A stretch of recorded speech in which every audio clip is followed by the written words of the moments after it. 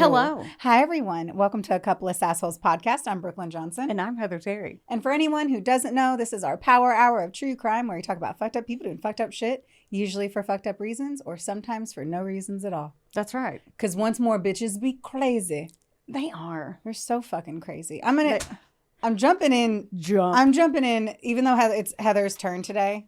I saw this. So depending on whose episode, the other person will be like, hey, can you do the banter? Like, because we can't just always be going balls deep first 2 seconds. We got to warm you up. Today, I was like, can you spit on that butthole? Because I was getting rammed by work. I'm ready. And I'd already picked the thing because I saw it once more, man. People Mag. I should get back to getting People Magazine. I feel like you're already in the club. You're in the club. I am. Because you get the emails, right? Yes. And this one fucking bamboozled me. For someone who doesn't pay attention to pop culture and all that, you get people like you don't like reality TV. It's interesting to me that you still get people. I don't even know half the people on the. Oh, the only reason I don't the people ones though that I get are true crime only. Oh, I didn't know that was a thing. Yeah. Oh. All my emails are true crime. That's why I read me up. Because once more, I give zero fucks about what's going on with anything else, pretty much, unless it's true crime. Okay. All right. So this one had already gotten me. And I'm saying it's basically from People Mag because you told me this and then I had like 30 minutes. So I damn near copy and pasted. I want People Magazine to know that I know. This is technically not plagiarizing. I'm bringing attention to your article. Right. Okay. So a Florida man is back on trial for a fucking unbelievable crime. Okay. Buckle up. So on November 6, 1998, Quatisha Candy was her nickname, Maycock, who was only 5 years old, was sleeping in her bed when Harold his last name's Brddy, so I'm going to call Brady. Harold Brady instead of Brady, because fuck him. Right. He's the He's the fuck cunt. That's funk. He's funky. And he grabbed her and then forced her into his car while still in her pajamas. So prior to that, he had been severely beating Candy's mother, Shandell Maycock, who was 22, and choked her to the point of unconsciousness multiple times. Now, Shandell was forced into the car as well, and once Brady began to drive away from her apartment, she had taken Candy into the backseat and informed her daughter that they were going to jump out of this moving vehicle. Like, they were like, we've got to get out of here. Okay. So, Anyway, real quick, Brady had been released from prison 1 year prior to this incident after serving just 12 years for a 30-year sentence on charges including attempted murder, robbery, kidnapping, and burglary. Oh, shit. Stand-up citizen. Right. Apparently, Shandell had met him and his wife through their church group. What? And he had been helping the single mother. Once more, this is why I don't go to church. He told her not to try and exit the vehicle, and he drove faster, and it threw them from the vehicle because the door was open. So they're laying on the ground, both injured because they were thrown out of a speeding, moving vehicle. Right. And he had said, like, I'll take you guys to town or some bullshit. He takes the mom and throws her in the trunk and then puts the 5-year-old Candy in the back seat. So he ended up pulling her from the trunk, and he beat her and saying that he should kill her before choking her to the point of unconsciousness. I don't know if he knew at that moment that she wasn't dead or not. So I just need to pin that there. Okay. When she awoke the next morning, so 45 minutes, this is in Florida, remote road is where she had been pulled out. She woke up the next morning and she flagged down a car and immediately reported Brady to the police. And there was no sign of her 5-year-old daughter. Oh. On November 9th, a man fishing in the section of the Florida Everglades known as Alligator Alley, where Yumi and Leland went, came across the body of a young girl. No. Per the brief, the girl was missing an arm and covered in bite marks from alligators and fish. Oh. An alligator had tried to bite her head off. Oh. She was eventually identified as Candy, who had been thrown onto the rocks in a nearby canal and left to be eaten alive by alligators. That's so awful. A man did that to a 5-year-old girl after he thought he murdered the mom. Brady was sentenced to, or Brady, my bad, was sentenced to death by a jury in Miami-Dade County following a criminal trial in 2007. But that sentence was reversed following a 2017 Supreme Court ruling that determined Florida's death penalty law to be unconstitutional. Not like what he fucking did was constitutional. Right. The law has since been amended, and Brady is one of the several death row inmates who were granted new penalty phase trials as a result of this ruling. He returned to court for resentencing this week and he could find himself back on death row depending on the outcome of the trial. It's underway on Tuesday, January 2nd. Today is Thursday, January 22nd for reference. And this is one of the statements from State Attorney Abby Rifkin in their opening statement. Quote, deep into her skull, teeth marks where an alligator had tried to bite her head. Shandell was also in court and came face to face with the man who murdered her daughter. And he said, prosecutor said that Brady did not expect Shandell to survive and left her daughter to die in the Everglades wearing nothing but her Polly Pocket pajamas because he was afraid that she could identify him. Oh, how terrible. Like, imagine, like, it, and I was trying to understand, like, where he could have thrown her in reference to, like, I have no idea. I really don't know if it was, like, a steep incline or, no, there's never a reason for this stuff. I know, but I didn't know if he was, like, because of ABC. Nope. Fucking fuck. And I have no idea either. It wasn't in the article, and I did not do any pre-work. I did what you asked. I can mark that off the list. Right. Well, so to give a little fucked up storyline for you to toss in your fucked up story. I know. Let me do an opposite shit sandwich. So today's January 22nd. I text Brooklyn this morning and I said, hey, guess what? Happy Podiversary. Oh, yeah. We recorded our first episode drunk on your kitchen table with our cell phones today, 4 years ago. 4 years. 4 fucking years. Look at where we are now. Thank God. We're still drunk at the kitchen table. I don't think this would be happening. No. I'm still amazed that we kept going. Honestly, I'm like, man, we fucking sucked. We were terrible. Yeah. When you go back to our old, like the first season, not even the first season, I'd say the first like 15, 20 episodes until we realized like, oh, people listen to this. Yeah, we should probably really do better research. Yeah. I feel like there were elements where we were like, I'm just going to read you the Wikipedia page. Now I'm like fucking tearing into court records. And here I come with my research. So are you ready? Happy. It's been a fun 4 years. It has been a fun 4 years. I can't believe it's been 4. Right. Okay. Are you ready? No. Yeah, okay. Of course. So whenever I was switching my story 42 times, like I do every week, I text you and I said, I can't make my mind up. And I said, give me a date, a place, give me fucking anything. You said Texas from 2007 to 2009. And sounds like I know, but this is how our friendship is though, because that's what I wanted. And I would just run with it. And so you didn't question me. You responded immediately. You said Texas 2007 to 2009. And you said, see if there's like a cheating element or a massacre or something. Holy shit. It's like you knew. I said bonus points for that. Yeah.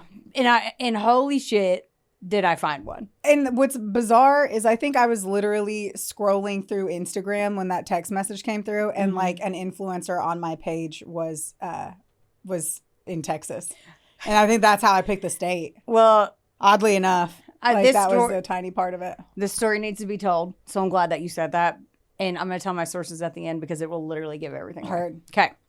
So we're going to go to Rains County, Texas. It's a very conservative, rural, I can't say that word. Rural. I thought you did a really good job. Rural. I was actually impressed. Rural. We say rural here. Rural community about 80 or 90 miles outside of Dallas. The Caffey family lived in Alba, Texas. And when I say small, like under 1,000 people live there. Ooh, I love that. So that's why they just say the whole county. Terry Caffey was the dad, and he was a steel worker, huge family man, and everybody loved him. He busted his ass to provide for his family of 5. His wife, Penny, was a stay-at-home mom, and she homeschooled their children. 16-year-old Aaron, 13-year-old Matthew, whose nickname I found was Bubba, which I think is cute, and then 8-year-old Tyler. The Caffeys were well-liked and known by everybody in their small town. They were raging Christians. Like, that was raging. That's what I typed. They were raging Christians. I love it. And they were very active in their little country church. Terry was studying to become an ordained minister, like a real one, not like I'm going to marry my gay best friend and get one online. Like he wanted to be a real, like a preaching minister. So, you know what I mean? They're not becoming ministers when they do that online. I know, but they call it like getting ordained. You know what I mean? When you hear the word ordained, you're like, yes. So, here's a picture of them. They're a cute little family. I know them. Yeah. I know that photo somehow. Okay. It clicks into my nogs. So that means I've seen this somewhere. That's all right. Pretend you haven't. Okay. Heather, so, I know. I'm like, I don't even know where to go from there. I'm like, we literally eat and breathe this stuff. So yeah, I'm not going to remember it. Oh yeah. I mean, there's been somewhere I'm like, I know the story, but I forget. I don't remember 82 books, pages. like audiobooks that I've listened to that are 13 hours. That is true. So yeah, my brain drops this information as soon as I can release it from the filing cabinet. So carry on. Penny and Aaron Caffey had amazing singing voices, and they sang like hymns all the time. So they were a very musical family as well. They sang at church a lot, and the boys played instruments. Their homeschooling was actually faith-based. So again, raging Christianity, with strong morals and values. And that's why it was so tough for the community to wrap their head around it when their house burned to the ground. On March 1st, 2008, at 4:15 a.m., a 911 call came in from a neighbor of the Caffeys. The man said, and I do you listen to 911 calls sometimes? In what environment? I mean, like not just for fun. No, like I'm like, what? Does it affect? Like, it's so hard hearing them in. Oh, they're terrible. Yeah, they're always terrible, and they always include them in every documentary. I know, they're fucking unbelievably terrible. Well, the man that called said he's got a man here that's been shot, and it was Terry Caffey, and he was clinging to life. Oh, he had army crawled over there to his neighbor's house through a ditch. He'd been shot 5 times. Once in the face and 4 times in the torso. Oh my gosh. He was bleeding profusely, but made it out to call when his house was literally burning to the ground. Like, it was gone. Their 2-story home was fully engulfed in flames. And so while the fire department was working on putting out the blaze, they tried to talk to Terry. He could barely breathe at this point. Before he got taken to the hospital, obviously. He said an intruder had attacked him and his family and then set the house on fire. He was frantic, Terry was, when he was saying his wife Penny and their 3 children are still in the house. They take him to the hospital in critical condition. And the fire was so hot that the firefighters couldn't even go in the house. So they had to put it out first, like to accelerant. To even go search, like it was just gone. At daybreak, the fire finally went out, and they had the sad task of sifting through literal ashes looking for the family who didn't make it. Here is a picture of what it looked like, and that was a huge 2-story house, and now it's literally a pile of ashes. Yeah, that was so sad. I know, that was on the news. When they went through, I got so fucking scared. Heather, I literally did it one time. I scrolled through her phone one time.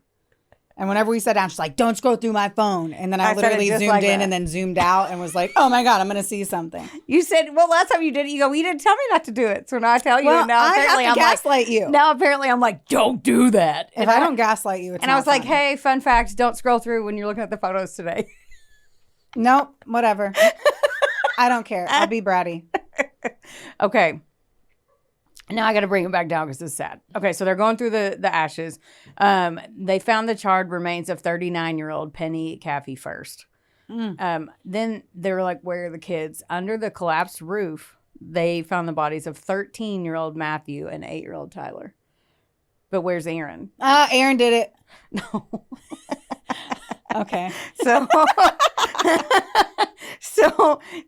wouldn't be the first time a 16-year-old kid killed their entire family, right, for a video game. Right. Something stupid. Did she escape, or is she hiding somewhere? Like they had 20 acres out there, so they were like, maybe she got out and she's passed out or something. So they went searched, and they were wanting to know who took her. Then they had 20 acres. Mm-hmm. Imagine how hard it was for him to get to his neighbor. Right.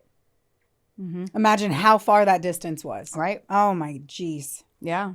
Oh, and horrible. Been shot 5 times. Yeah. And couldn't hardly breathe and shit. So yeah. So they were like, they searched that and they couldn't find her anywhere. No signs of her. So they were like, who took her? Okay. Let me tell you some background on Erin. Erin was a good kid. And then when she got into her teen years, she was, sheltered, kind of naive. She was described as, and homeschooled literally religiously. Yes. And but she came a little restless. She's like, okay, like I'm 16. I want to be an adult. Like go do things. So this is a picture of her. of Aaron. And she did it. No, she did. Her boyfriend did it. No, she didn't. Her girlfriend did it. No. I'll stop. No, you won't. No, I won't. You won't. Y'all need to know that I work in a nature center and it's wintertime and no one comes to visit nature centers in the wintertime. So I don't get to speak a lot during the day. And I'm in the, I'm going to annoy Heather face of my day. Lucky me. Yep. You're welcome. Okay. So where the fuck was I? Okay. She was eager to get out, make friends, just be a teenager and learn more about the world. So she begged her parents and finally she's like, I just want to get a job. Can I get a job? Like some teens are not, they push them to work. And she's like, I want to go work. And they're like, okay. So she got a job as a car hop at Sonic in the summer of 2007. She was so excited and was pumped because they asked her to wear the roller skates at work. Yeah. She was making her own money, finding her independence. And her parents were like, okay, you're being good. This is awesome. They're proud of her. So when she asked to enroll in Rains County High School, the public school, in the fall of 2007 as a junior, they said, yeah, they let her do it. She quickly became the most popular student. She got really good grades, made a ton of friends, and she was really happy. And then, you know, she's cute, so boys were flirting with her. Yeah, she's super cute. Boys were flirting with her, and she's like, what's this? What is all this male attention? Oh. Yeah. So she was pretty excited about that, too. She kept her job at Sonic, and during a shift, she met 18-year-old senior Charlie Wilkinson. And this is a photo of Charlie.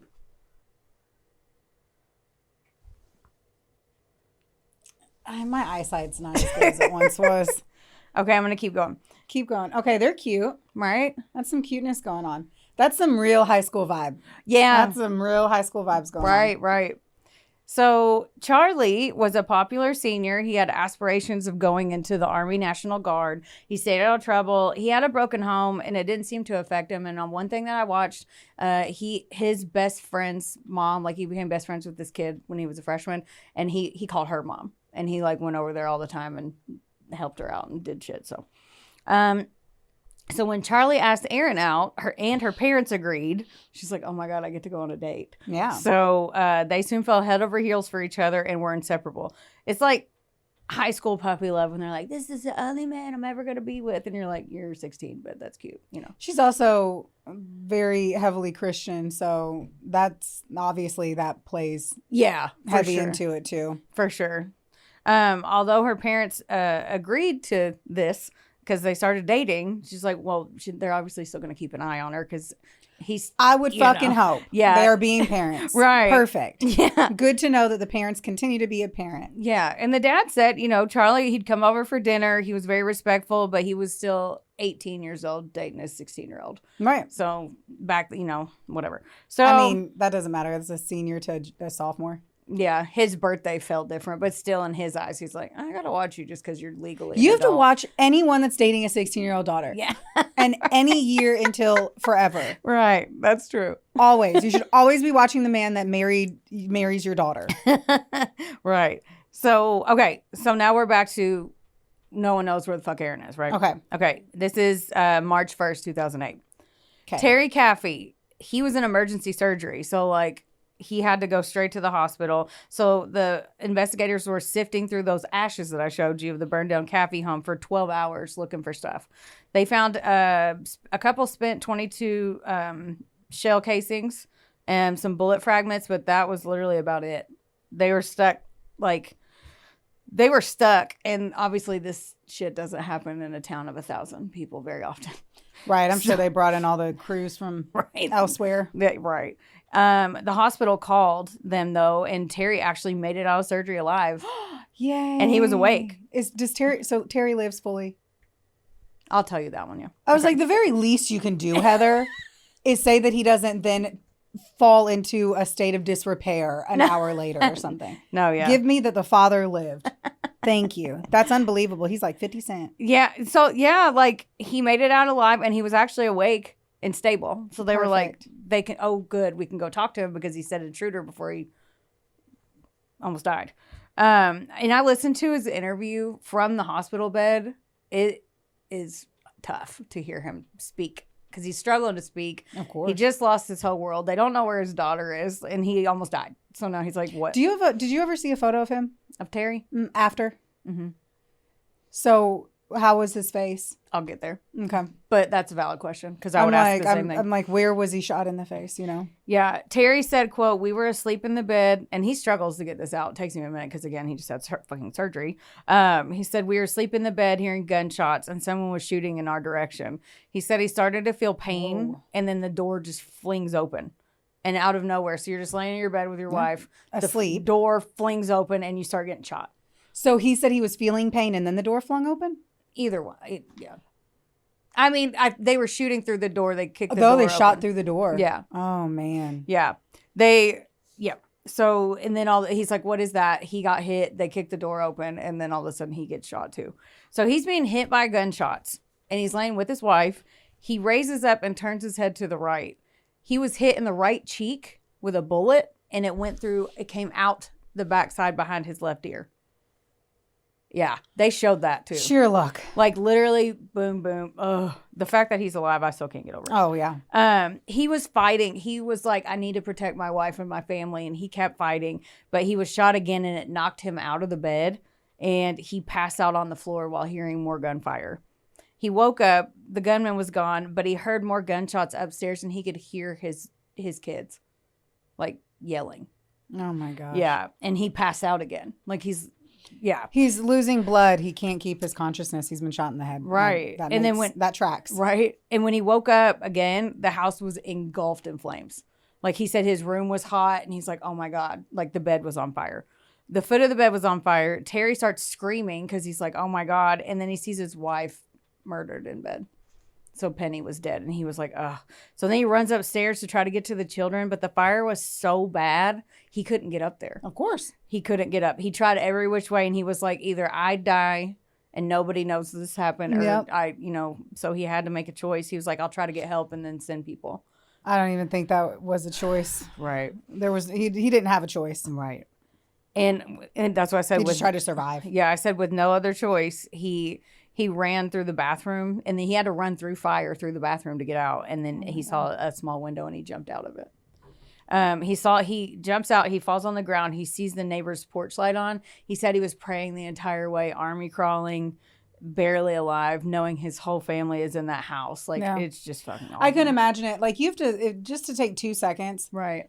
Like when was the last time you army crawled? I know the last time I army crawled and it was at a Tough Mudder. Right. 3 years ago. Mm-hmm. And you army crawling is so, and I was doing it under barbed wire. So like at the end of the day, there was a level of don't get hurt, stay low. Yeah. But it's hard to do. Mm-hmm. It's hard to do just organically. And it's hard to do it a long, long distance like what he had to do. Mm-hmm. And like I can't even fathom it. I cannot fathom it. The pain of everything that he was going through emotionally and physically. Right. And then adding, he had to do a nice long workout. Mm-hmm. And hope they came to the door because this is like 4 something in the morning. Right. So luckily they came to the door.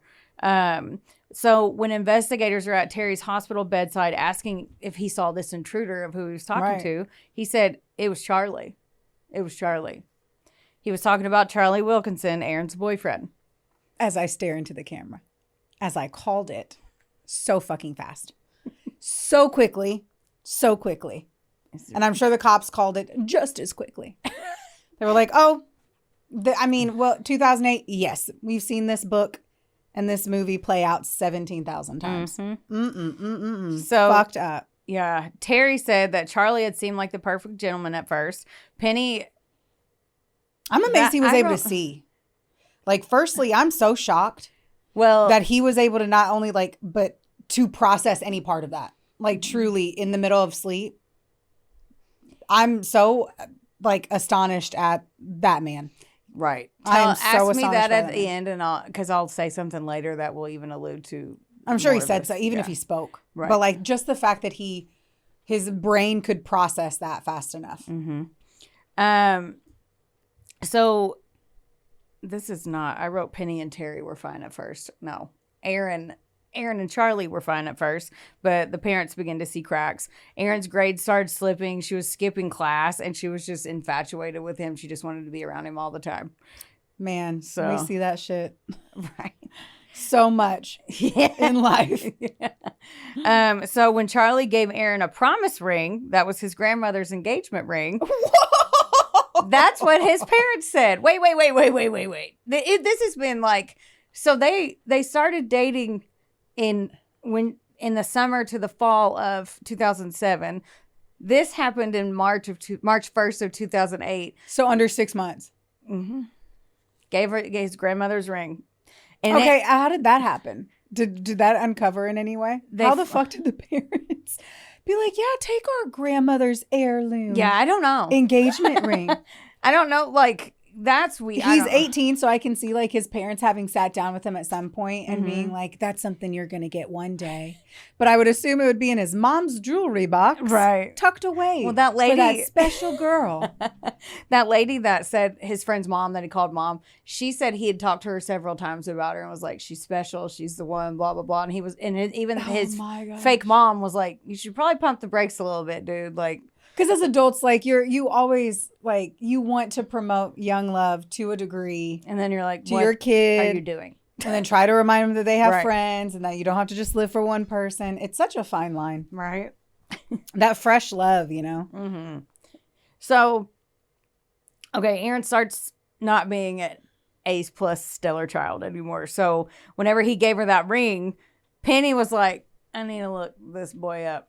And remember, this is 2007. So she went to the library to use the computer and was doing some digging. I want to raise my hand one more time. Do you think he gave it to her like proposy? I think he said, this is my promise, we'll be together forever. I just wonder so much if he was on his knee. Oh, I don't know about that. Because it's a promise. Like, I get a promise ring 100%. Mm-hmm. But it's a real engagement ring. A promise ring is usually like the little fucking infinity sign. Yeah. Or like a little band. Like, this was a real fucking ring. Uh-huh. This is so weird. I know. I'm over here like cringing. Yeah. So, okay. So 2007, Penny gets online to do some digging. And then, so she goes to the library to use the computer. Mm-hmm. She finds Charlie Wilkinson's MySpace page. Because again, 2007, he was on there drinking, cussing, referring to sex, saying like with multiple people, like he was being he's an 18-year-old. 18-year-old, because that's kind of early on when they were like, you don't really comprehend the fact that everyone can see what you're doing. Right. So, but this is, you know, strictly religious. They're like, we don't want our daughter with him anymore. So on February 27th, this is 3 days before the murders, they told Aaron, you don't need to see him anymore. We need you to break up with him. So they said that she was like, do I have to? And they were like, well, either that, you have to quit your job too if you're going to do that, because you're going to be able to see him there. And she was like, this is extreme. This is extreme. I'm sorry. Can we just take 2 seconds and be like, this is extreme. All of this is because he was being 18 on his MySpace page. Yeah, but if you think about their morals and how they I get were it, raised, but like the worst thing you can do is to tell a child that way. Like, that is absolutely the worst way. I'm pretty sure they probably did it in the other documentary I watched where they were kind of, we don't think he's a good Christian boy for you. Maybe he should grow up, or you should grow up a little bit, not like dump him. Okay, like forbidding is what pisses off and makes them retaliate harder. So if she was already being like rebelling a bit, strategically as a parent, like coming up with a different way to do it, make it think it's her idea, you know, like versus make yourself cling to him harder after a promise ring was provided under the 6 month mark. Right. Now, this is probably not how they said it, but I hear what you're saying for sure. So she was upset, but she was like, you know what? I respect your opinion. I trust you guys. I'll call it off. Wow. Yep. So she says. So Charlie was devastated and obviously pissed off, and his friends were like, dude, just walk away from it. They don't like you. You're 18.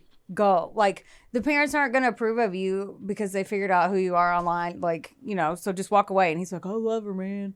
And they're like, okay. So one of the deputies knows Charlie personally because he was friends with his son. Charlie had been living about a mile from the Caffey's house at a trailer with a friend. And so they go there, and the front door was locked, so they went in. The place was a freaking wreck. The door was locked? So or unlocked, sorry. Okay. Yeah. So I don't think they're allowed to do that. Yeah, no, it was unlocked. So, I know, but I'm still like, you're not allowed to do that. Well, they had a Small missing town child, shit, so man. Small town shit. they had a missing child, so maybe that's Purpose. why. Yeah, they had a cause. Yeah. So the place was a friggin' wreck. Hoarder heaven. Food and trash everywhere. Clothes everywhere. There was even a drum set in the kitchen. Like, this is Sounds like a big trailer. 18. It's a single wide. 18-year-old hoarder house, basically, because I saw a lot of photos. So I would have paused real quick. Mm-hmm. So he was living with a friend in a trailer. Mm-hmm. Yeah, I would have never let him go on, let her go on a date with an 18-year-old who lived on his own in a trailer a mile away. Right. Right? Like, there's moments where I'm like, fuck his MySpace page. Yeah. I'm like, I'm not letting my 16-year-old daughter in a fucking trailer. No. Yeah, no. I'm not trying to have her be deflowered. That's why I want to know if, like, if they were sexually active fast, like, how hard he was able to control her in this, like, I mean, so many, I love how quickly I have questions in my head, and I'm like, she's going to tell me this stuff. But I'm still like, whoa. Yeah. Whoa. Wonderboy Media is not only the proud producer of this glorious magic imploring your ear holes right now, but they're also a big deal. Get in touch with them today to make all of your dreams a freaking reality. From using their bangin' ass podcast studio, where we are right now, to creating amazing videos and editing our content like the mystical mavericks they are. Your podcast can go further when you have a Wonder Boy. Hit up Drew today at WBOYmedia.com. Or text him day or night at 270. Just kidding. Does your face look like a mugshot lately? Then it is officially time for you to visit Hetef Aesthetics in Owensboro, Kentucky or Nashville, Tennessee. That's right. Go see our girl Amber Teasley and her team because they'll have your face and your skin look like a damn filter. And their staff is absolutely amazing. It's like a mini Botox party, which personally is my favorite. You leave looking fresher and you don't have a hangover. Another good thing is that if you go in there and you tell them that A Couple of Sassholes sent you, you get 15% off of everything. That's unbelievable. So if you have been considering getting that glow up and making that ex jealous, it's time. So they go in this, it's nasty. They go in the nasty trailer, and then they go in the back. They have their guns drawn because they don't know what the hell's in there. They find Charlie sleeping on a mattress on the floor with his gun beside him. So they woke him up. He tried to reach for it, and they were like, that's not a good idea. So he didn't hear the cops knocking. No. With their just... Can I talk at all in this episode? My God, every time I say something, you're like, I'm not even going to look at you. I'm going to look at the paper. And I'm going to try to make you stop talking. I'm like, do you not want me to talk this episode? No, go for it. I'm making sure I have my spot when I'm just like shocked that he didn't to the banging and he's just like knocked the fuck out. Yeah. And now there's cops walking through the rooms, talking, communicating, trying to clear the area. And he's just like, oh, I'm just going to sleep on my likely uncomfortable mattress. Yeah, it looked pretty rugged. It was on the floor. I'm just like... And I don't know if they knocked. I don't know if he just went in. Like, I don't know. They have to announce themselves before they enter any building. Always. Or you'd get shot. If a cop just banged into my fucking house, you're getting shot. That's true. So they had to have knocked. They had to have announced themselves. Like, apparently he was knocked out. So he's sleeping. He tries to grab the gun. They're like, no. They wake him up. They take him in. He denies everything. He doesn't know where Aaron is. He didn't have anything to do with it. He was home all night. Blah, blah. The police go get a search warrant. Wow, that was hard. On the trailer. So they find Charlie's boots. There's blood on his boots. There's shell casings and the same gauge of ammo everywhere and a used condom. So one of the deputies saw, they keep looking around.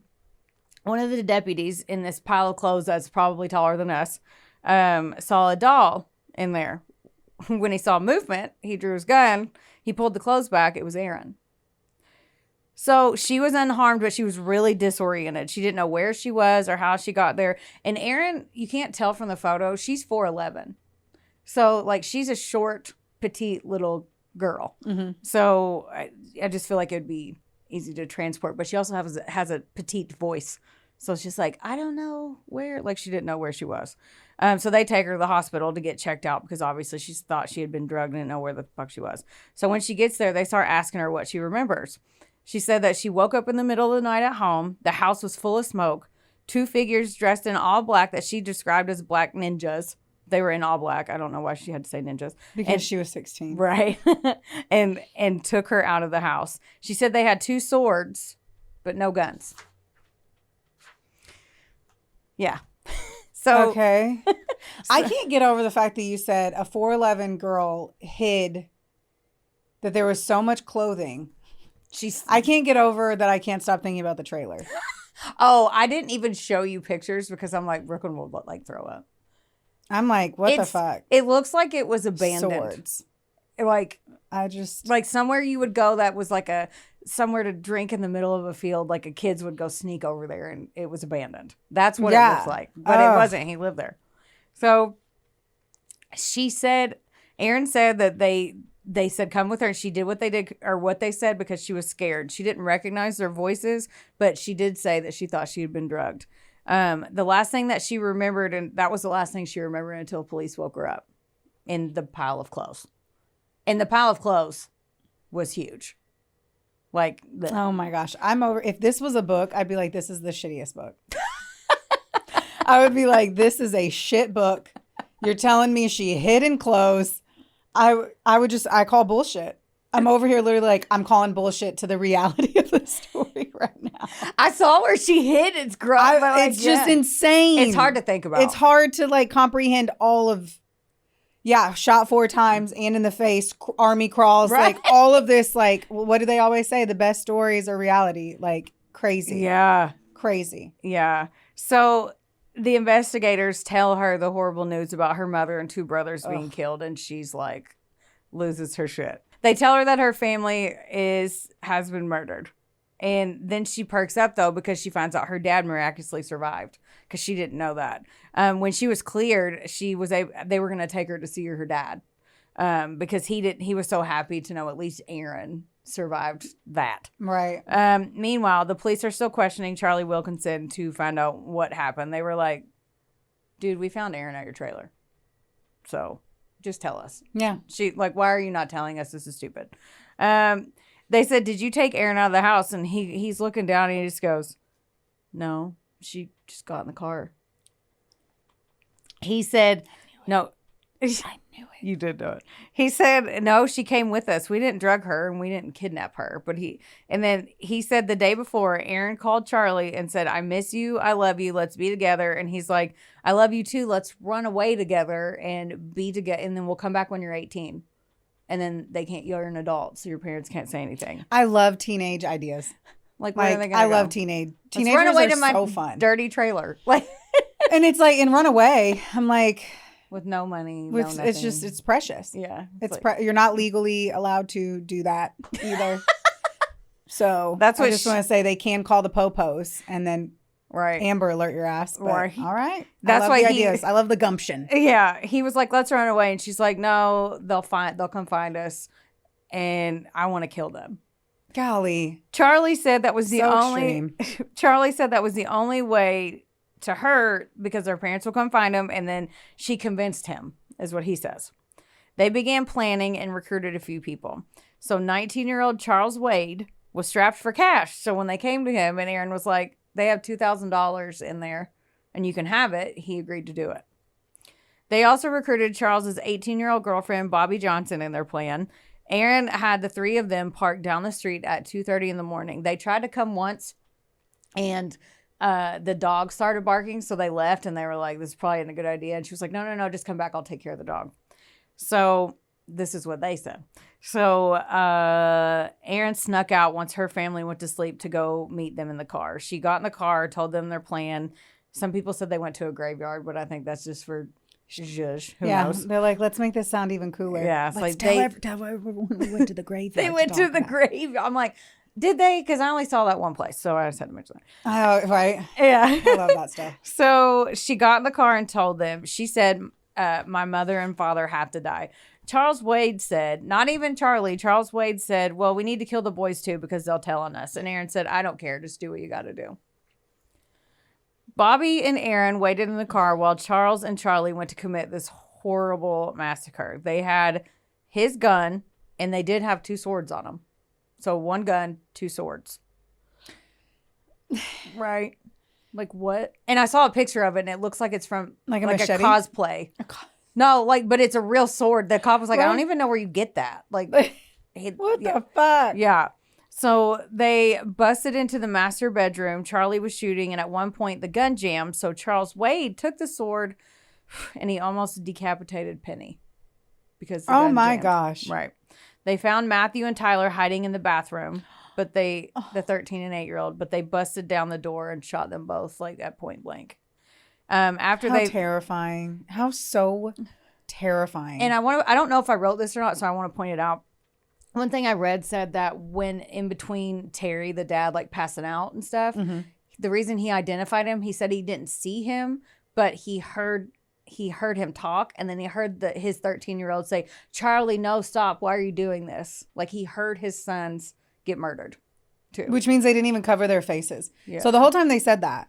Like these dumb fucks, right? Let's all acknowledge the dumb fuckery of these fucktards. In the simple fact that they're like, they can identify us. Well, when you were grabbing your machetes, you could have grabbed a ski mask. Yeah. Like, why were you never thinking, I don't know, I'll just cover up my face? Yeah. And leave the kids alive. I mean, at the end of the day, this is all fucking utterly ridiculously stupid. And there was no reason to murder a family. It's so sad. But like, so much stupid in it. And it was out on like a rural area. So another thing you didn't have to worry about was like anyone else notifying you of the vehicles at the time. I'm like, I just can't understand the brutality of it and the ignorance and just... Right. I also don't understand. The other thing that always like confuses the absolute fuck out of me, and I was gonna say grind my gears, is like a friend going to another friend in high school, these young kids, and them being like, "Yeah, I can totally do that." Right? Like, I can totally go into this family's house and murder an 8-year-old and a 13-year-old, and I can totally take a huge knife, a sword, and chop off someone's head. Yeah. At that, like, I'm totally down. Oh, I can have some money. Yeah. Like, I just... Yeah. He said in the interview when he's talking about it, and I say it a little bit, that Charles Wade guy looked and he's sitting up like he's at a job interview, and he goes, I mean, the cop was like, well, you just look at it like a job? And he goes, yeah, I'm financially strapped at the moment. Dude, my ass is financially strapped at the moment. Everyone. Right? It's called inflation. Yeah. And Charlie was in there like looking straight down. And then the other guy was basically, he looked like he was applying to be a bag boy at Kroger, just sitting there talking to him. It's just unbelievable. It's just, it's so terrible and unbelievable and just. Yep. What the fuck? I know. And then after they thought the family was all dead, they kind of went through the house looking for stuff that they could steal. And at the end of the day, they only got like $300 or $350. But that's beside the point. It wouldn't matter if they got $10 million. I'm just saying. It wasn't like... No. Like, where did she say the $2,000 was? I can tell you for certain. I never knew where the fuck my parents' money was. I was thinking the same thing. Like Dwayne and Mona over here with what? A weird safe in the bedroom? I'm sorry. We broke up. Not... Like, we did not have that kind of money in our lives to need us. But I'm like, what were you thinking? That part, I'm like, was she just telling him that to do it? Yeah. Oh my. How insane. So. I thought $2,000 was enough to take an entire family's life. Right. And it was his idea to kill the boy so they didn't get in trouble. Fucking idiot. Okay. So Charlie and Charles, that's hard to say. Charles and Charge. Charlie and Charles. They went through the house and they literally just took lighters and lit random fires all over the house until they couldn't stand it anymore and they ran out. That was it. Mm-hmm. No, and it burned that fast. Oh my god! They lit everything in every room and just ran out. And we're like, because no one was awake because we don't know how long that. I know. Terry I'm also was just up. like blown the fuck away that lit like that. Right. Must have been an old farmhouse or something. Mm-hmm. It was very cute. Yeah. So they ran out as the whole house burnt down. They jumped in the car and Aaron and Bobby were waiting. And as they pulled away, all three of them separately, like they questioned all of them, they all three said that Aaron said, "Holy shit, that was awesome." Mm-hmm. Oh my gosh. Right.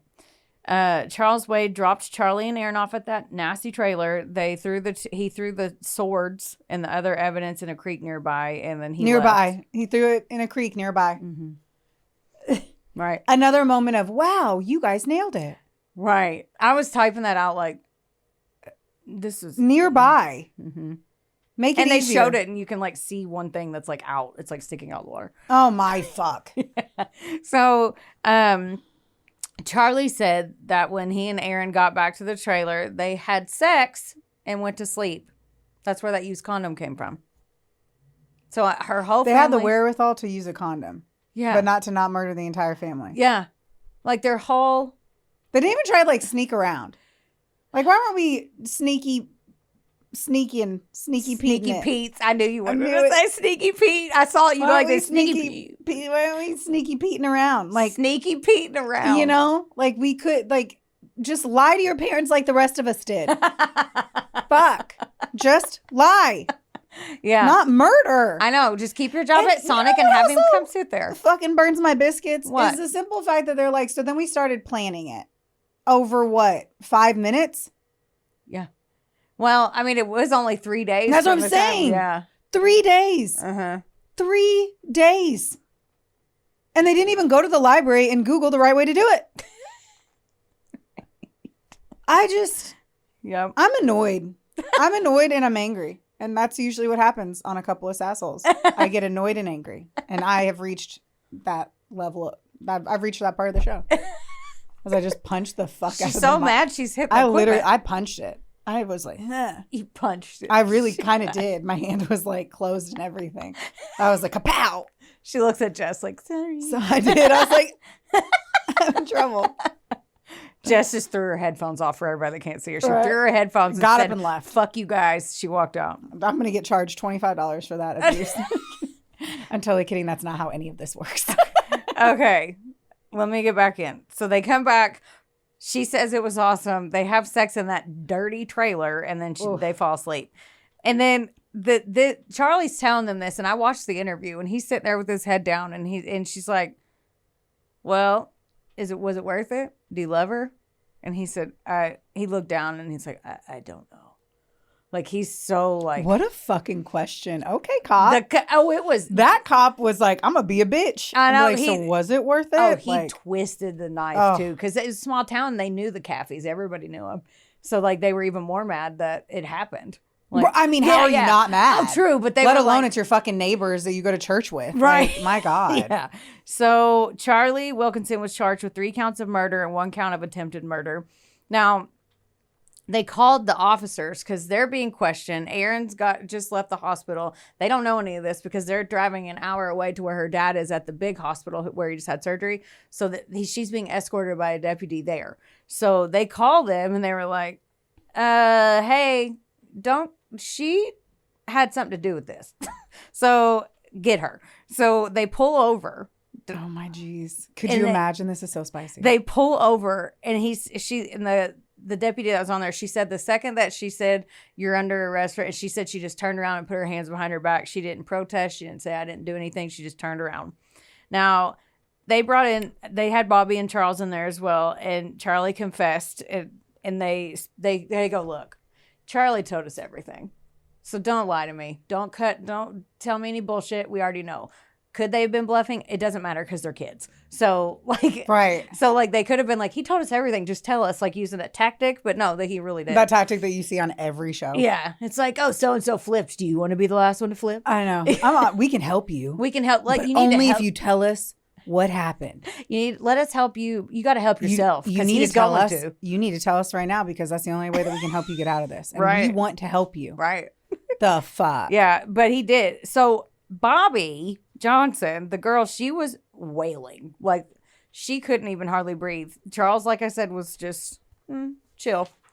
Charles, he said he needed the cash. He didn't have any emotions. Bobby was a friggin' mess and told them every detail she knew. She's like, I'll tell you anything you want to know. She was the getaway driver. She's like, anything you want to know. And she's crying, saying, I tried to talk her and Charles out of it. Not Charlie. I tried to talk her and Charles out of it, but they wouldn't. Erin insisted.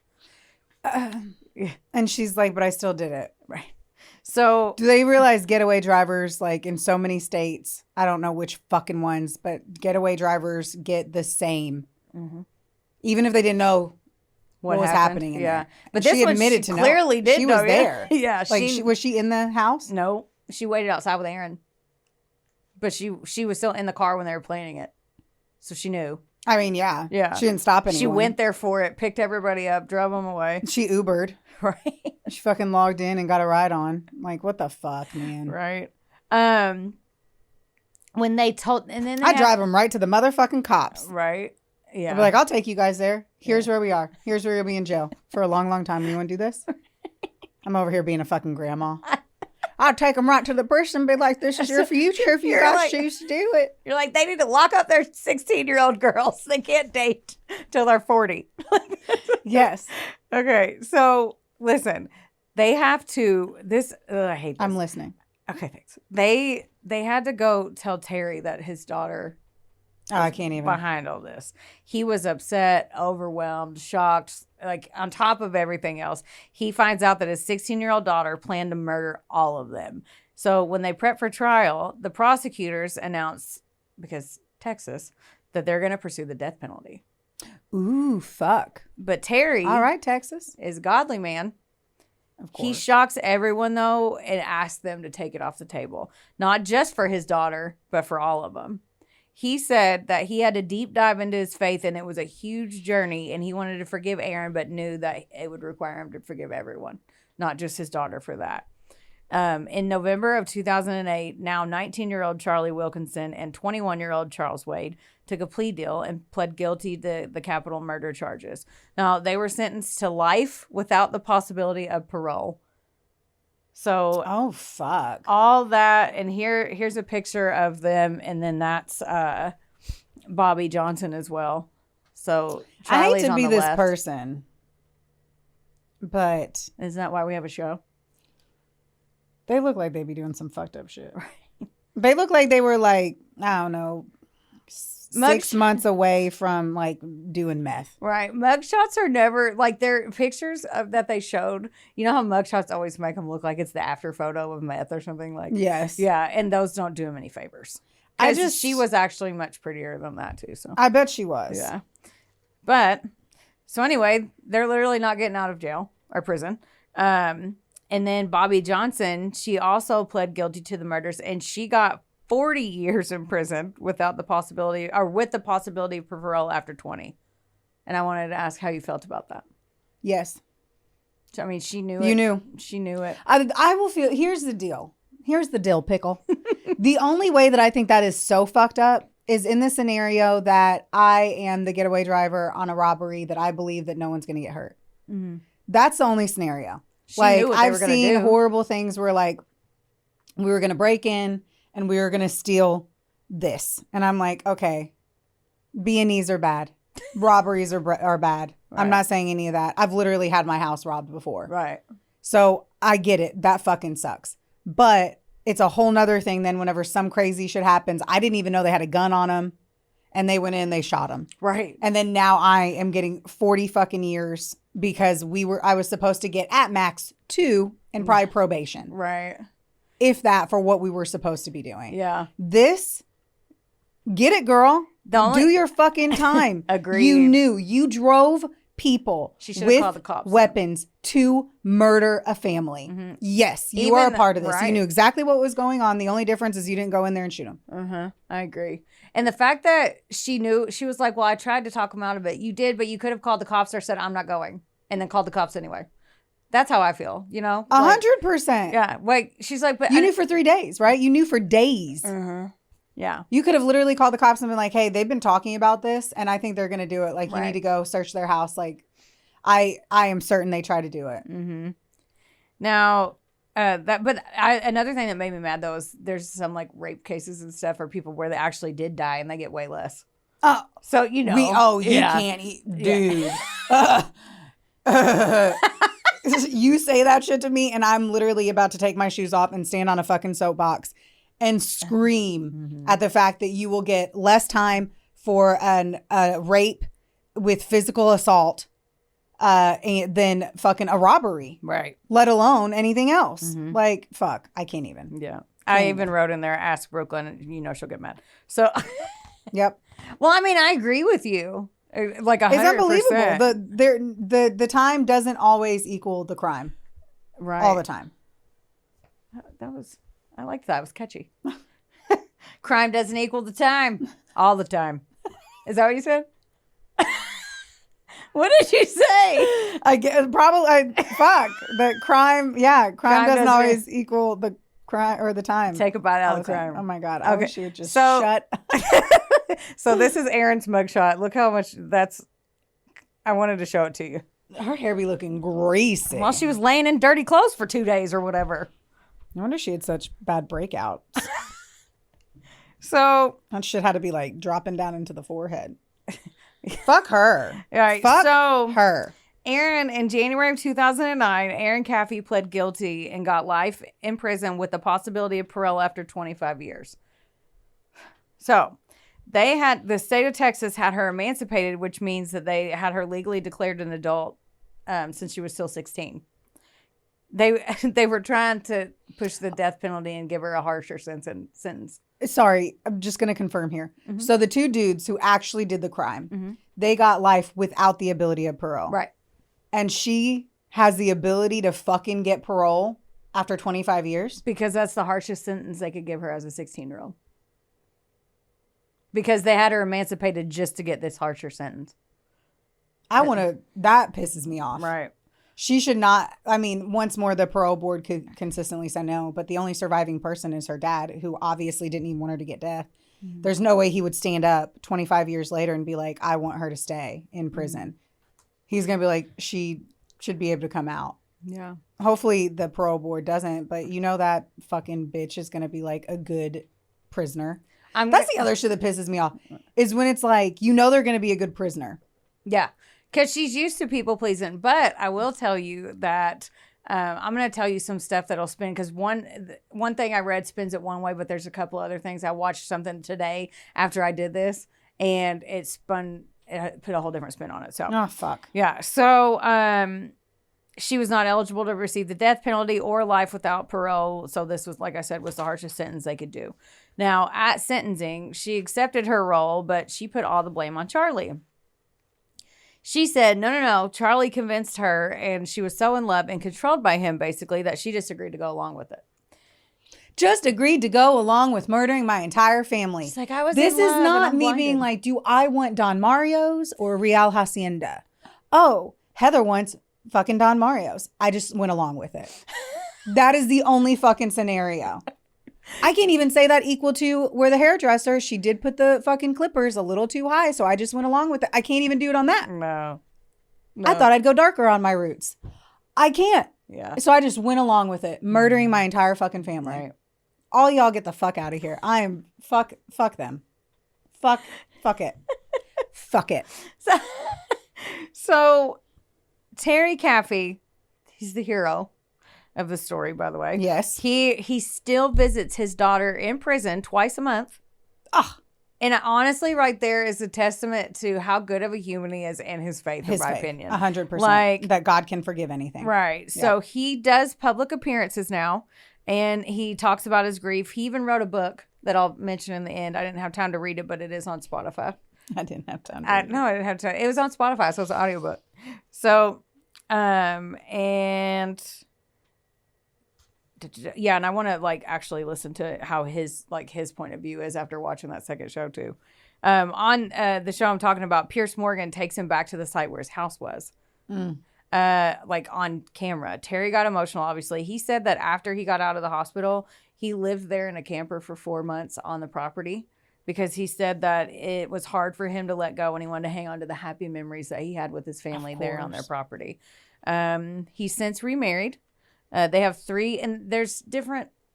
The most consistent one I found is this. So I know he has children, which makes me happy. So he said that they adopted 3 children, and then they have 1 son together. That's his. So that's wonderful. He continues strong in his faith. He does public outreach. He helps trauma survivors. He's sharing his tough struggle with the forgiveness of all across the country. Like, he encourages people to try to let go and forgive people. He uses faith to find the silver lining. Go him, man. Right? He uses faith to find the silver lining and still unconditionally loves Erin despite everything. And he even knows. He knows. I want to show the family photo here again because this is the story of the murder of Penny Caffey, Matthew Caffey, and Tyler Caffey, and the attempted murder of Terry Caffey by their daughter, Erin Caffey. So, another spin on this. How do you spell their last name? Caffey. Thank you. Mm-hmm. I've been thinking Taffy. Right. I could not tell if it was Caffey or I didn't know. I didn't know, and I needed to know. Thank you for letting me respect the family by knowing her actual last name. Right. That's fucking terrible. So the show that I'll tell you the sources real quick and then tell you about the show. So Wikipedia a little bit, and then there's an episode of Killer Women with Pierce Morgan. It's episode 1, season 1 on That's Peacock. why I know it. That's why I fucking know it. You remember her singing oh my God. and her little Yes. Yeah, the second you said it, I was like, I've watched every episode of that. I love that show. And you're like season 1, episode 1. Yeah, my dick was hard for that. Yeah. So I watched it. And fuck her. What do you think about? Do you remember any of it by chance? I remember feeling like she was a petite little blonde that couldn't have done it. That she didn't mean to do it. That she wasn't as heavily involved as it was portrayed, is what I kind of recall. Yeah, that's basically what it is. But Pierce Morgan even looks at her and he was like, I have to tell you, it's hard. I've spent time with you. You got an hour with her. He's like, it's hard for me to believe that you could do this. But the investigator on the same show said she is the most manipulative, best liar that he's ever seen in his whole career. Like not even, and she was 16 at the time. And he was like, it blows my mind. She's dangerous. So it's hard. See, and that's the shit that worries me, that she's going to get off the parole board. Right. Because, and she was even like wooing Pierce Morgan. He was like, I have to ask you a question though. You seem to only remember the parts that you want that are conducive to your side. Right. Like Charlie made me do it, blah, blah, blah, all that stuff. And he's like, it's hard for me. And she goes, well, it's kind of about, she basically politician answered.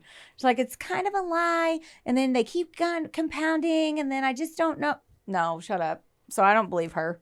I don't. But the dad, so there's that show, A Texas Monthly, and there's also Peacock Killer Couples, season 13, episode 6, ABC News and Oxygen.com. And then Aaron's father wrote a book called Terror by Night. And it's on Spotify Premium if you have that, because I really want to listen to that book. She was also on an episode of Dr. Phil, but I can't stand him. So I didn't watch it. I'm not a Dr. Phil fan. I'm not watching some shit. Here's the deal. Again, my pickles. I'm not here. And I'm not going to entertain listening to a murderer bitch about being in jail for being a fucking murderer. Right. Like whatever that Dr. Phil shit is going to be trying to get into her psyche in a degree that makes us feel empathy towards her. Yeah. I'm pretty sure. Yeah. And you grew up in a nice, happy family.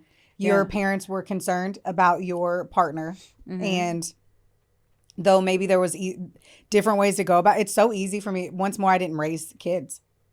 But I can tell you I was a 16-year-old asshole of a daughter. And 100% if you told me not to do something, all I wanted to do was that specific thing. That's all I can say. Yeah. So it's like, if you're going to tell me I have to break up and quit my job and all this shit, yeah, I'm already. But I wouldn't have been like, let's go kill the family. Because that's not a normal response. That blew my mind. If your brain is going automatically to murder. Right. When something doesn't go your way, that's not normal. No. And you need to go seek help. Right. Because maybe one day you'll do it. Yeah. Or you'll be oddly enough around some people where you mention it and they're like, we should do this. Right. What did you think whenever, because on that Pierce Morgan show, she looks at him and she goes, I had it made. She admits it. Yeah. She's like, I had a great family, great home. But then in Bobby's interview that I saw on in another one, the driver and Charlie and that Charlie's fake mom, the friend's mom, they all said that she had been planting seeds like this because she had been telling them, and this wasn't on Snapped, it was on the other one, but she had been planting seeds saying her mom hits her. And then Charlie's fake mom was like, well, whose mom didn't hit you? She's like, did you see marks? And then he called her one night and said, I'm at the police station. I'm more confused on like, weren't we all getting hit? Like to a degree, were you not getting your ass slapped or like spanked or something to some degree? I got slapped in the mouth once. I'm like, dude, until I got stronger than my mom, like, yeah, I got my ass slapped. I got in trouble. Right. Like, and that is why we aren't pussy ass bitches, man. We got to go back to where we're beating kids. Oh my God. We got to get back to hitting them. To some fucking degree. Oh my God. That's why all these kids are fucking crazy. I don't care. And if you, like, that is why people are not holding any accountability to shit. They just let their kids be fucking crazy and obnoxious. And like, I'm not saying beat them.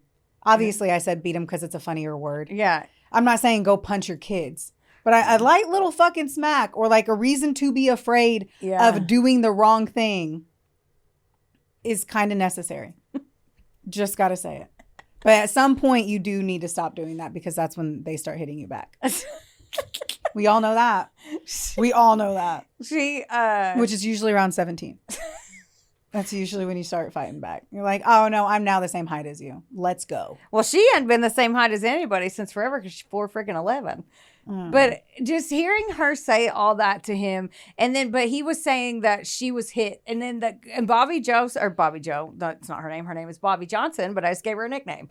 The getaway driver was like, she's like, well, did you ever see her hit her? And she was like, well, no, she said it.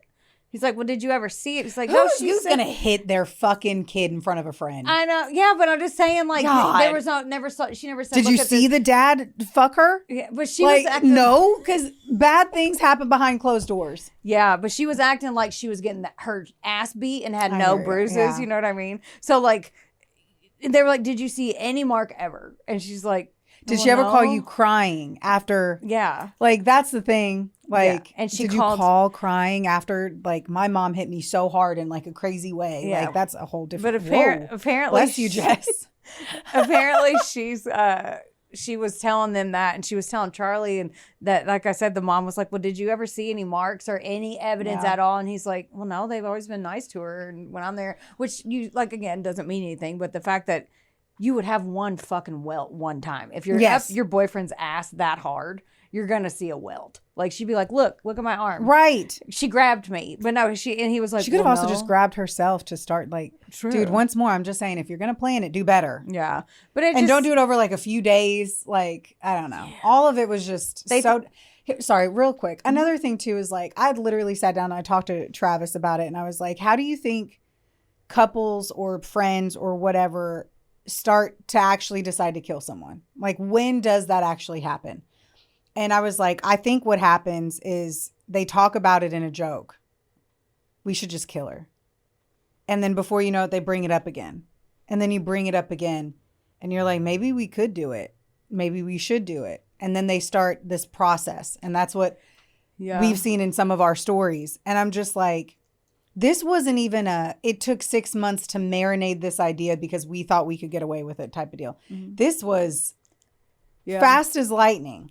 Yeah. See, I think she planted the seeds ahead of time. That's where I was getting at. Like, I think she was saying, oh, my family, my poor mom, now they want me to break up with you. And that shoved her over the edge. But I think that from what I like read and watched and stuff, in my opinion anyway, she was making it feel okay if she could talk him into doing it. Like him specifically or the friends? Because they had no weight in this. The friends had no reason to do this. Yeah, they got roped in. And then but I think him, like, and then he was like, let's just run away. And then the other guy was like, yeah, I need money. Let's do it. And then, like, the girlfriend, for some fucking reason, that's what I'm just saying, though. It still doesn't, none of that pans. Right. Like, none of that pans anyway.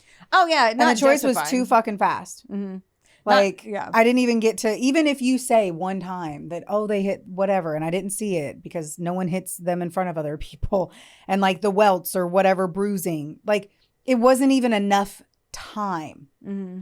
Yeah. It was just like, we're going to do this extreme thing for no reason. We thought if we ran away, we couldn't get away with it. So let's kill the whole family and try to get away with it. No. And then friends like, yeah, sure, I need money.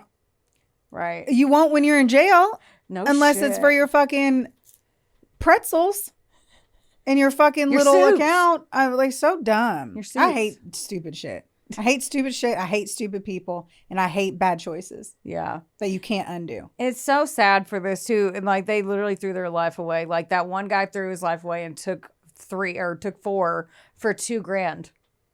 Like, regardless, like, it's so fucking, I don't know. It's sad. And I really I'm glad that Terry's doing okay. He seems very at peace now, but there's pictures of him and Aaron and Pierce, Pierce Morgan, or Pierce, it's my buddy. He says on the show that he goes, how can you believe everything she says? He was like, I've talked to her. I've read your, like, I don't believe everything. And he said, I think some of it, there's truth to some of it. And he believes that she was under the influence of Charlie. her dad does. Which I get. He wants to. He's hanging on. Yeah. And I wanted to point that out, though, like, because he was like, okay. And then I was like, it's probably what he has to do to survive. Yes, he has to do that, yes. So. Agreed. Anyway. I too would be holding out hope that is what happened. Be like, he's a psycho. He called him a sadistic psychopath, Charlie. Which, at some degree, he has to be. He is. Like, he could just do that. He walked into a family and he killed an 8-year-old and a 13-year-old. Right. At the age of 18. Right. Like, no matter what, take everything. Yeah. You're a child murderer. Yeah. That takes a sadistic asshole. Right. And you guys, like, chopped a head off almost. Yeah. None of them didn't even have a parking ticket. None of them. And then go to this. It just blows my mind. That's the shit that is scary. Mm-hmm. That's the shit that is scary. Right. Well, thanks for fucking up my vibe. So what I'm here to do. It's true, and you do it well. Well, thank you guys. Don't forget, like, rate, review, subscribe. Tell your friends about us. Yeah. We'd like another 4 years of podcasting if we could, and that only happens with viewers and listeners like you. Isn't that PBS how they signed up? I have no idea. Yeah. I love y'all. Don't forget, don't get mad. Get sassy. We love you. Bye. We love you. Bye.